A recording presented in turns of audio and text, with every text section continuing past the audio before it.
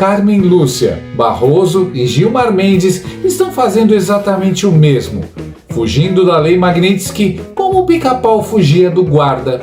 Barroso chorando, Carmen fazendo reiki, Gilmar preparando o passaporte, todos tentando o mesmo truque: tirar a toga e fingir que são cidadãos comuns, aposentados, inofensivos.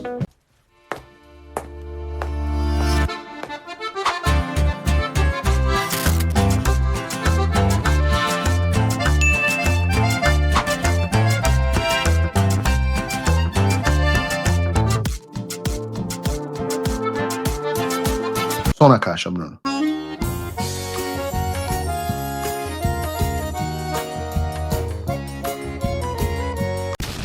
Eu peço a você que crave o dedo no like. Se você não cravou o dedo no like e não se inscreveu no canal até agora, meu Deus, esse é o dia. Esse é um programa que ninguém perde, nem mesmo os jornalistas da velha mídia. Por isso que você tem que mandar o programa em todos os seus grupos, mandar republicar nas redes sociais, apertar o botão do retweet, mandar para os amigos e para os inimigos. Afinal, esse é o Paulo Figueiredo Show. A choradeira compulsiva do seu peru do judiciário, Luiz Roberto Barroso, em sua despedida do Soviético Tribunal Federal, parecia cena de filme do Lars von Trier. Câmera lenta, lágrimas pingando em cima da toga e uma plateia constrangida fingindo emoção.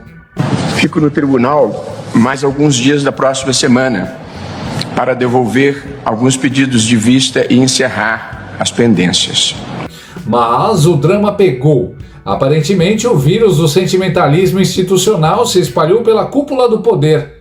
Dias atrás, Carmen Lúcia, confidenciou a amigos que também está pensando em fazer o mesmo: abandonar o navio antes que ele afunde.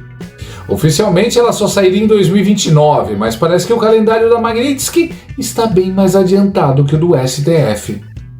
Segundo interlocutores, o motivo é o desgaste emocional, que é o novo eufemismo de Brasília para "meu nome apareceu demais na lista dos Estados Unidos".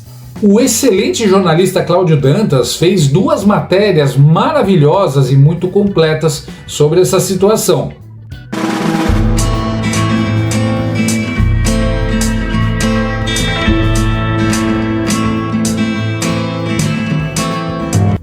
E, como todo bom enredo de telenovela espiritual, Carmen tem buscado consolo no Reiki, aquele método japonês que promete equilibrar o corpo, a mente e o CPF, canalizando energia universal através das mãos. Uma espécie de Ben 10 da serenidade. Assim como Barroso, Carmen também teve o visto americano revogado pela Casa Branca, o que, convenhamos, é tipo ser desconvidado da festa do Oscar por comportamento inadequado no tapete vermelho. E agora vive com medo de entrar para o clube mais temido de Brasília, o dos sancionados pela Lei Magnitsky. A diferença é que, enquanto Xandemar e sua esposa estão tentando entender como declarar o patrimônio em outro planeta, Carmen não pretende se mudar para o exterior. Macaco correndo atrás de mim. E aí, claro, qualquer bloqueio de conta aqui dói mais do que imposição de mãos. A ministra, que tentou consolar o Barroso no auge do chororô, agora apoia o lobby pela indicação de uma mulher para a vaga. Afinal, depois da saída de Rosa Weber, o STF virou praticamente um vestiário masculino de futebol society. Só que há um detalhe: se ela sair também, e com a bênção de Janja, o feminismo de gabinete garante mais uma cadeira reequilibrada a tempo das eleições. Carmen Lúcia, vale lembrar, foi o voto decisivo no julgamento do primeiro núcleo da trama golpista, o blockbuster jurídico da década. Após o voto quilométrico de Luiz Fux, que parecia mais uma aula para todos os seus colegas togados burrinhos, Carmen resolveu economizar saliva e anunciou apenas um resumo executivo. E claro, endossou a tese de Chandler Clayson, que o processo era um encontro do Brasil com o passado, o presente e o futuro. Basicamente o Interestelar do Judiciário, só que sem o Matthew McConaughey e com muito mais delírio temporal. É o voto, senhor presidente, e apenas para terminar, eu acho que o Brasil só vale a pena porque nós estamos conseguindo ainda manter o Estado democrático de direito E todos nós, com as nossas compreensões diferentes, estamos resguardando isso e só isso, o direito que o Brasil impõe, que nós, como julgadores, façamos valer. É, um plano tão bem elaborado que terminou com todos os velhinhos presos em Brasília e a esquerda convencida de que derrotou o Darth Vader do Cerrado.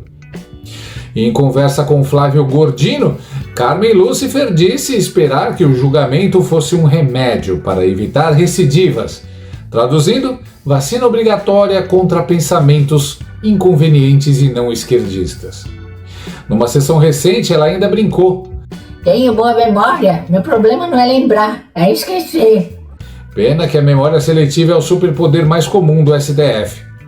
Dias atrás, Carmen Lúcifer ganhou uma homenagem da assessoria do próprio Supremo, um perfil elogioso destacando seus votos mais relevantes. Uma espécie de documentário institucional narrado por Fátima Bernardes com trilha de Enya e patrocínio da autoconfiança. Falaram das ações contra a desqualificação de vítimas de violência, da liberação das biografias sem autorização e até da proibição da importação de pneus usados. Mas, curiosamente, esqueceram de citar o voto mais inflamável da carreira. Aquele em que ela suspendeu a monetização de canais de direita e impediu a exibição de um documentário da Brasil Paralelo. Medidas como essas, mesmo em fase de liminar, precisam de ser tomadas como se fosse algo que pode ser um veneno ou um remédio. Não se pode permitir a volta de censura sob qualquer argumento no Brasil. Este é um caso específico e que estamos na iminência de ter o segundo turno das eleições, mas eu vejo isso como uma situação excepcionalíssima e que se, de alguma forma, senhor presidente, especialmente o senhor ministro relator, que é o corregedor, isto se comprovar como desbordando para uma censura, deve ser imediatamente reformulada essa decisão no sentido de se acatar integralmente a Constituição e a garantia da liberdade de ausência de qualquer tipo de censura. Na época, a ministra disse que a decisão poderia ser um veneno ou um remédio. Pois é, e parece que ela acabou tomando a dose errada. Enquanto Barroso assinava sua aposentadoria 8 anos antes da hora, rumores apontam que Gilmar Mendes também estaria cogitando pendurar a toga. O que é curioso, porque Gilmar nunca pareceu o tipo que abdica do poder. Ele é mais o tipo que o coleciona. Mas vai saber, né? Talvez o medo da Magnitsky fale mais alto do que qualquer vaidade.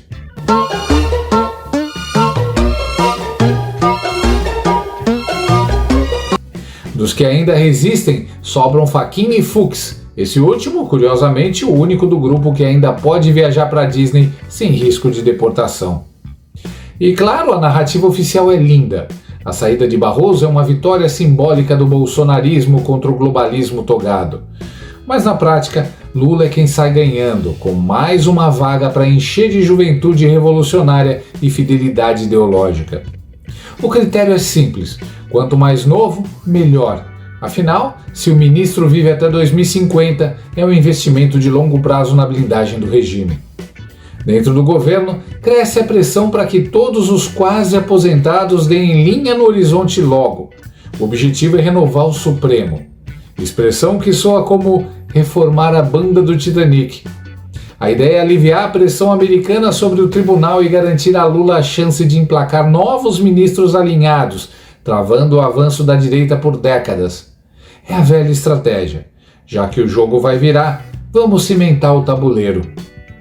Na prática, é transformar o limão da Magnitsky numa limonada, mas sem açúcar e servida em copo rachado. Só que a oposição parece que já entendeu o truque. Assim como barrou a MP taxa tudo, pode barrar novas indicações. O Senado virou um novo campo de batalha da juristocracia, esse regime híbrido entre terno Armani, medo de sanções e adoração a Lula. O Nove Dedos, claro, tem pressa. Quer garantir o domínio do STF antes de 2026, quando o Congresso pode ficar mais forte para o lado da direita e a festa acabar. Zanin e Dino já são o modelo de ministro ideal. Jovens, dóceis e duráveis. Uma espécie de Toy Story institucional, prontos para durar até a próxima geração de videogames. Com mais 2 indicações, o 9 Dedos formaria a maioria estável até 2050, um projeto de poder tão ousado que faria o Palpatine aplaudir de pé. E não se trata só de proteger aliados, é sobre manter o STF como muralha contra qualquer reforma, qualquer congresso, qualquer governo que ouse discordar. Os Estados Unidos sancionaram ministros do Supremo e o governo brasileiro reagiu como vilão de filme da Marvel. Se eles atacam, nós controlamos. A palavra de ordem agora é controle institucional. Fux e Fachin devem permanecer, mas a maioria já está formada. O Supremo virou o bunker da esquerda. Eu guardo tudo o que preciso no meu bunker. Tenho suprimentos para até um ano depois desta terceira guerra mundial. Com o Congresso escorregando e o Planalto tremendo, o STF é o castelo onde se refugia o establishment, cercado de simbolismos, discursos emocionados e sessões espirituais de reiki. Depois de Barroso, é Carmen. Depois de Carmen, pode ser Gilmar. E o motivo real? Medo. Medo da Magnitsky, medo da cadeia, medo do que está vindo com os porta-aviões americanos rondando o Caribe. O clima em Brasília é de O Iluminado. Todo mundo trancado no hotel, ouvindo barulhos no corredor e fingindo que está tudo bem. E é claro que a desculpa é desgaste emocional, mas o verdadeiro desgaste vem da alma corroída pelo medo. Eles viram o colega Chandemar virar o rosto público da repressão digital. Viram o FBI pedir cooperação em casos de perseguição transnacional. E agora, com Trump de volta, o recado é claro. Quem brincou de censura global vai prestar contas. Opa! Eu posso ouvir aqui Interpol? Sim. Você pode ouvir aqui processo criminal e condenação criminal nos Estados Unidos, com consequência de prisão e Interpol. É isso que você ouviu. Agora, a pena para quem fraudou, para quem é responsável pela fraude, que investigação está ocorrendo, é de 30 anos. E, se comprovado que houve propina ou que essa fraude foi realizada para dar causa a violações a direitos humanos, a direitos fundamentais, como aconteceu com o Felipe, pode dar pena perpétua. De repente, os semideuses togados viraram figurantes de The Walking Dead, caminhando sem rumo, tentando escapar de um roteiro que eles mesmos escreveram. No fundo, ninguém com o poder que eles têm sairia voluntariamente. Eles se acham deuses, e deuses não se aposentam. O que se aposenta é a ilusão de impunidade. Por isso, essa debandada súbita cheira mais a pânico que a planejamento.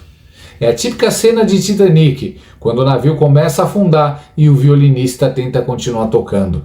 Só que aqui o violino é um habeas corpus e o som que sai é puro desespero.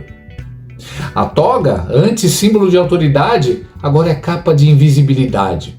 Mas o problema é que os satélites americanos enxergam até dentro da caixa preta dos paraísos fiscais.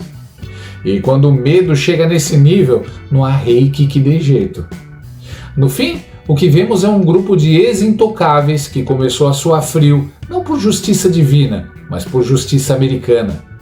A Magnitsky não prende ninguém, apenas expõe. E a exposição, para quem vive de poder e prestígio, é a pior das prisões. O que era para ser uma ópera de despedida virou um reality show jurídico. Ministros chorando, praticando terapias orientais e entregando o cargo antes da hora. A nova temporada do STF parece um spin-off de Game of Thrones. Intrigas, lágrimas, traições e uma plateia cansada de tantos dracares institucionais. E no fundo, talvez a frase que resuma tudo venha do próprio cinema. O medo é o caminho para o lado sombrio. E o lado sombrio, meus amigos, é cheio de americanos com sanções, documentos e porta-aviões. Parece que no final, os deuses do Supremo descobriram que o verdadeiro tribunal não fica em Brasília. No fim das contas, o Barroso, a Carmen e o Gilmar estão parecendo pica-pau rachador tentando enganar o policial. Um se veste de bebê, outro de velhinho, outro finge que nem estava na rodovia. Mas o problema é que a Lei Magnitsky não é o guarda rodoviário, é o xerife do mundo livre. E quando ela chega, não adianta disfarce, nem hike, nem aposentadoria. Quem tirou racha com a Constituição vai ter que pagar. E aí, o que você achou dessa história toda? Deixa aqui nos comentários a sua opinião, o tio Pavê quer muito saber o que você pensa. Se gostou do vídeo, já sabe, deixa o like, se inscreve no canal. e ativa o sininho para não perder as notícias mais bombásticas da semana. Porque aqui, a verdade não se esconde, a gente mostra tudo. Até o próximo vídeo.